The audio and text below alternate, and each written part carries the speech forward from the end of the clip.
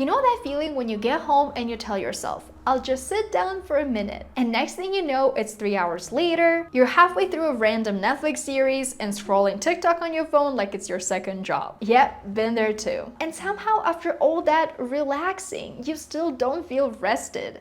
Weird, right? But here's the thing, your evenings, the precious time from 5 to 9, could be doing so much more for you. With a few small tweaks, you can actually wind down and grow in a way that feels good. So today I'm sharing 8 easy ways to help you reclaim your evenings. No hustle culture here, just intentional, feel-good habits. If you're new here, hi, I'm Veronika, and in this channel I share practical tips on personal development and lifestyle to help you create yourself, not just find yourself. So make sure to hit the subscribe button to never miss any future videos from me. Now you can see all the important chapters I'll be sharing in today's video. We'll talk about things like rethinking rest, building minute rituals, creating intentional lazy moments, and making space for what matters most, all without feeling overwhelmed. So let's talk about rest, and let's actually redefine what it means. Most of us think that relaxing means zoning out, endlessly scrolling, binge-watching Netflix, or snacking our way through the evening. And hey, I get it. After a long evening, it's so tempting to flop on the couch and just stay there. But the truth is, zoning out isn't really rest. It's just numbing out. And that's why after this zoning out session, we often feel even more tired, like our brain actually feels numb. So to actually recharge after a long day of work, you actually need to shift from zoning out to active recovery. This can be something super simple. Gentle stretching, a quick yoga session, journaling your thoughts, painting, drawing, or maybe dedicating time to your favorite hobby. Because all of these activities actually calm your mind and body without making you feel drained. Most of us work in front of our computers or phones all day anyway. So after work is what you do is just lay on the couch and scroll on TikTok. You're not actually helping yourself recover. Your eyes are getting strained more and more because you literally already just spent 8 hours in front of your computer and now you're spending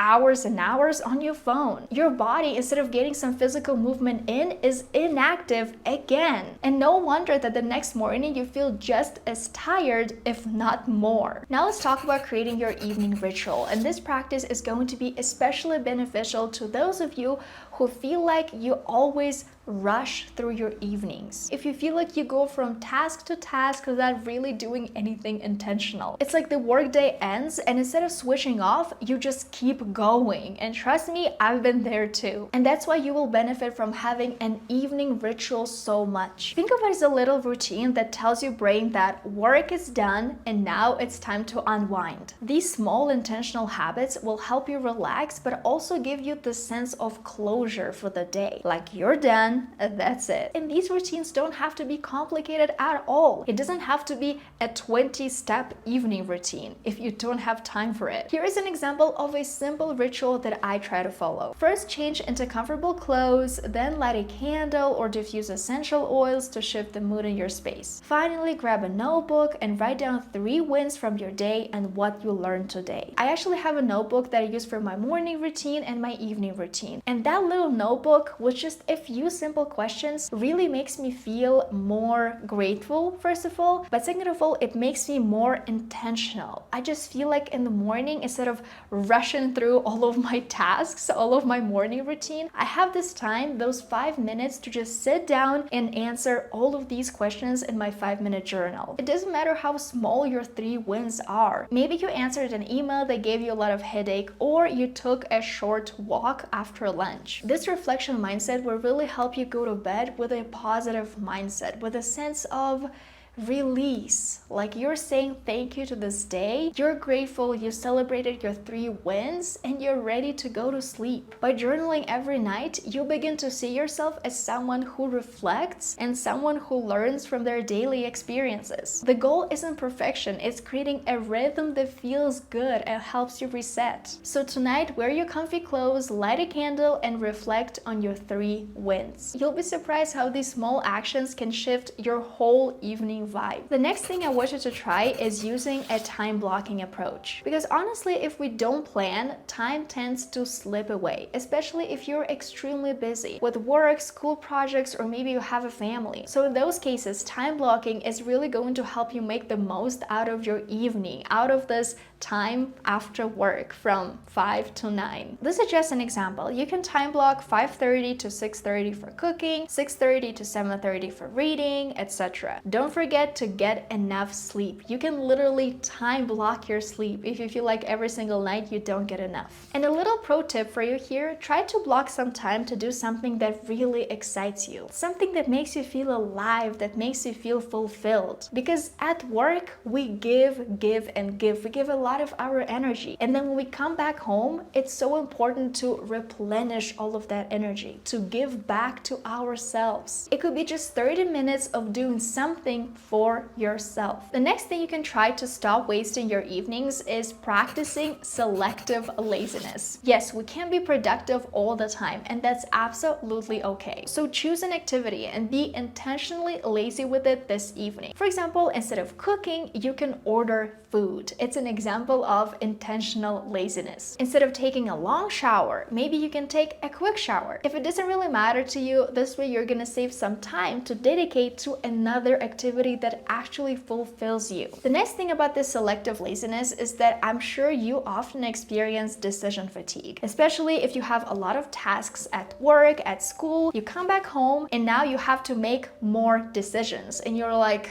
no, I don't know what I want to cook. I don't know what show I want to watch. Decisions, decisions, decisions. So try to save those decisions for something that truly matters. If it doesn't really matter to you if tonight you'll cook or use a delivery service, maybe you can order in. And this way, again, free up some time for yourself. The next approach is called the digital declutter hour. Doom scrolling on your phone, watching something endlessly on your TV, really steals your evenings. It often makes your brain feel numb and you feel even more tired after all of this. You can journal, you can meditate, you can talk to loved ones, you can practice gratitude. There are so many things you can do. You can read a physical book. I know there's a lot of books, research that talks about how the blue light is so bad for us. It influences our sleep in a negative way. And yeah, I get it. But I feel like the way that using your phone can actually ruin your evening routine is it makes you more anxious. When you use social media before you go to bed and you see something that triggers you, this will definitely influence your sleep. You're gonna have trouble falling asleep, staying asleep, and then the next morning when you have to go to work, you wake up and you just feel exhausted. All because you use social media and scroll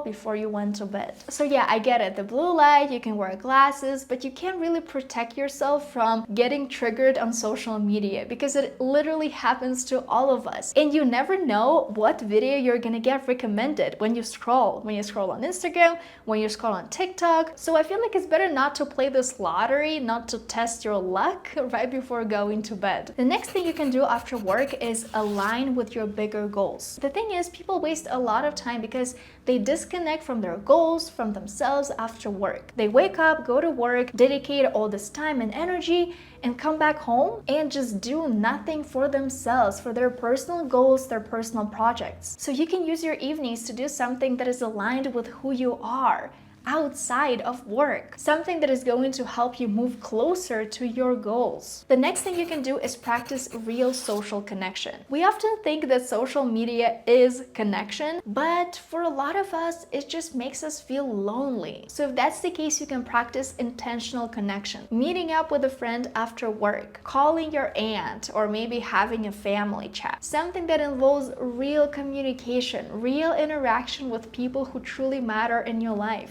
This honestly makes me feel so good because I can discuss my work with all of those people. I can hear their news. I can share something with them. It's always so fun, laughing, having a good time, going to interesting places, trying good food. And you come back home and you feel energized because you spend time with all of those people. And the final approach is going to be for those who love to plan, who love to organize, and it's plan tomorrow's success. I tend to feel quite stressed in the morning if I don't plan anything in the evening, because when I wake up, I feel like, okay, I have to do this, I have to do my morning routine, I have to have breakfast, I have to get ready to work, I have to start working, you know, a lot of different things to keep in mind. And so when I create my plan for tomorrow, that really helps me reduce the decision fatigue. I wake up, I see my list, and I focus on every single task one at a time. I don't have to make decisions about what to eat for breakfast, about what to wear, because I thought about all of that the night before. So please make sure to try 1 or 2 things from today's video and let me know in the comments. If you're still watching this video, thank you so much. Comment the candle emoji so that I know who watches my videos up until the very end. If you liked today's video, don't forget to give it a thumbs up and subscribe to my YouTube channel. If you want to check my ultimate guide to reset your life and become unrecognizable, I highly recommend checking out this video right here. Just click right here and keep on watching.